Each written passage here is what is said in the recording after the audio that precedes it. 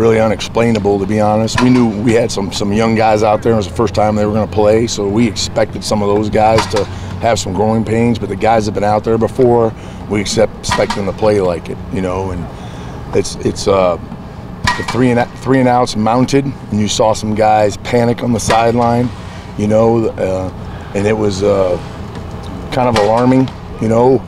We were able to get them in at halftime, and it really wasn't about some big adjustments. It was just about settling them down and understanding what needs to be done. And once they kind of calmed down and started doing routine plays like they're capable of, we started to do some positive things. But it was an embarrassment, and, you know, and it wasn't even about anything that was happening on the other side. Give them credit; they played hard, but there was nothing to be confused about. It was everything. I mean, hell, the first third and three, we got 3 guys over there and 1 defender. You take that all day and we don't execute it, you know, and I could go down the list. So it's all on us. It's on the coaches. It's on the players. I mean, it was pitiful. The only thing we got going for us is we feel like we finally got some momentum going in the fourth quarter, and that needs to carry over. To take your word panic, is that in part the youth and experience that was kind of coming through at that time? Well, that's the case with some of those guys, but you got some guys that have played before, you know, and so those guys have got to be the guys to kind of rally the troops and calm them down and get them going, and we didn't see that. We didn't see the leadership we need.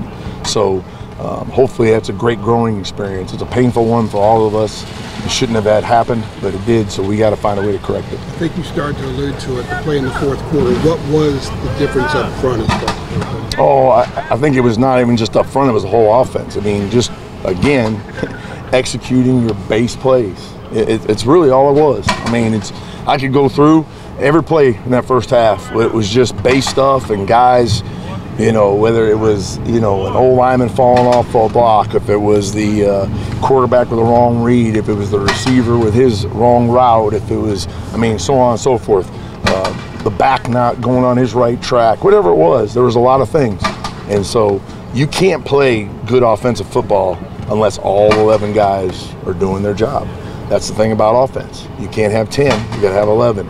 And that was the thing. It just finally, middle of the third quarter, guys started doing their jobs. You know, and it's like anything else. Offensive football, you get one first down, right?